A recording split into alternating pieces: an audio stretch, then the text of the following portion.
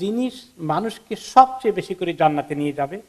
ওনাকে জিজ্ঞেস করা হলো, তখন তিনি উত্তর দিলেন, তাকওয়াল্লাহ ওয়া হুসনুল খুলুক, আল্লাহ তাআলাকে ভয় করা আর সুন্দর চারিত্রিক মাধুর্য, সুন্দর আচার ব্যবহার, এই দুটো জিনিস বেশি করে মানুষকে জান্নাতে নিয়ে যাবে। আল্লাহকে ভয় করা আর মানুষের সঙ্গে সুন্দর করে আচার ব্যবহার করা। আরেকটি হাদিসে রাসূলুল্লাহ সাল্লাল্লাহু আলাইহি ওয়াসাল্লাম বললেন, তুমি যেখানেই থাকো সেখানেই আল্লাহকে ভয় করো। মসজিদের ভিতরে আছি, এখানে আল্লাহকে ভয় করতে হবে, বাজারে গেলে সেখানেও আল্লাহকে ভয় করতে হবে, রাস্তাঘাটে চললে চোখ দুটো দিয়ে আল্লাহকে ভয় করতে হবে। এই সামার চলে আসছে, এখন এই যে আমাদের তাকওয়াকে ছোঁ মেরে নিয়ে যাওয়ার কয় মিনিট লাগে, সেকেন্ডের ভিতরে আমাদের আল্লাহর ভয়টা চলে যেতে পারে, এমন জিনিসের দিকে তাকাচ্ছি আমরা যেটা তাকানো আল্লাহ নিষেধ করেছেন। সেটাকে আল্লাহ খুব আকর্ষণ দিয়ে তৈরি করেছেন এবং শয়তান সেটাকে সৌন্দর্যময় করে তুলে ধরছে। কিভাবে আমরা তাকওয়া হারিয়ে ফেলতে পারি ওই মুহূর্তের জন্য, বড় পরীক্ষার মধ্যে আমরা থাকি। যেখানে থাকি আল্লাহকে যেন ভয় করি। আর ওয়াতবিসাইয়াতাল হাসানাতা তামহুহা, কোন সময় যখন গুনাহ করে ফেলি, অন্যায় করে ফেলি, উল্টাপাল্টা কিছু করে ফেলি, তখনই আমরা যেন একটা নেক কাজ করি আর তওবা করে ফেলি, তাহলে আল্লাহ তাআলা এই গুনাহটাকে মাফ করে দিবেন, মুছে দেবেন।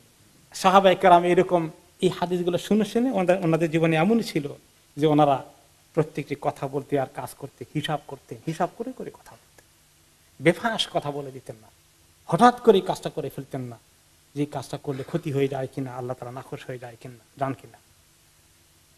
একটি হাদিসে রাসূলুল্লাহ সাল্লাল্লাহু আলাইহি ওয়াসাল্লাম বললেন,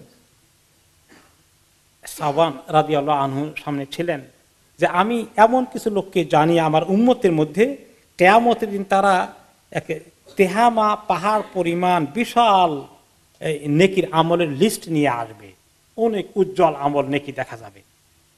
আল্লাহ তাআলা খুব তাড়াতাড়ি এগুলোকে একদম ধুলার মতো, বালির মতো উড়িয়ে দিবেন, কিচ্ছু টিকবে না। সাওবান রাদিয়াল্লাহু আনহু বললেন, ইয়া রাসূলুল্লাহ, এত নেকি আমল নিয়ে আসবে, কিচ্ছু টিকবে না তো, এরা তো সাংঘাতিক ধ্বংস হয়ে যাবে। ইয়া রাসূলুল্লাহ, কারা এগুলো, কাদের এই দুরবস্থা হবে? আপনি আমাদেরকে পরিষ্কার করে তাদের কিছু লক্ষণ বলেন, যাতে করে আমরা সেখান থেকে নিজেদেরকে সেভ করতে পারি, আমরা যেন তাদের মতো না হয়ে যাই। অনেক নেকি নিয়ে আসলাম, কিন্তু আল্লাহ তাআলার কাছে ধুলার মতো উড়ে গেল, কিচ্ছু টিকলো না।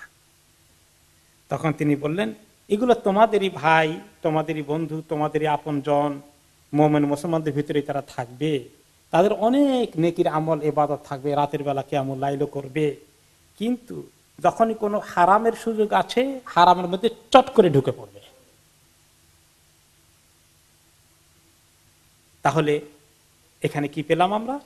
যে শুধু ইবাদত করে তাকওয়া অর্জন করে আল্লাহর কাছে যাওয়ার একমাত্র উপায় না, কিভাবে হারাম থেকে, গুনাহ থেকে বাঁচা যায়, সেটা আরো বেশি গুরুত্বপূর্ণ নেক আমলের পাশাপাশি।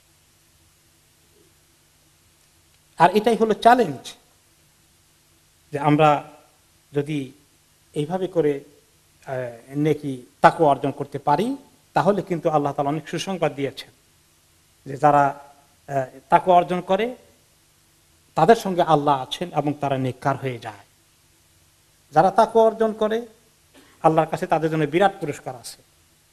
জনগণের লোক, গ্রামের লোকেরা, শহরের লোকেরা, দেশের লোকেরা যদি তাকওয়া অর্জন করতো, তাহলে আমি তাদের প্রতি আসমান থেকে অনেক বরকত নাজিল করতাম, তাদেরকে নিরাপত্তা দান করতাম।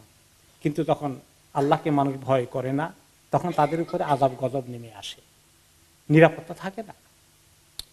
তা আসুন, আমরা এই সামনে রমাদান আসছে, তাকওয়া অর্জনের জন্য এখন থেকেই আমরা আমাদের জীবনের গুনাহগুলোকে ছেড়ে দেই, নিজেদেরকে তৈরি করি এবং আল্লাহর সঙ্গে সম্পর্ক, মানুষের সঙ্গে সম্পর্ক ঠিক করে নেই, গুনাহ থেকে নিজেদেরকে দূরে রাখি। চোখ, কান, হাত, পা, মুখ, সবগুলো অঙ্গ প্রত্যঙ্গ যেন আমাদের গুনাহ থেকে দূরে থাকে এবং আল্লাহ তাআলাকে ভয় করে। আল্লাহ তাআলা যেন আমাদেরকে এই যোগ্যতা নসিব করেন, তৌফিক দান করেন।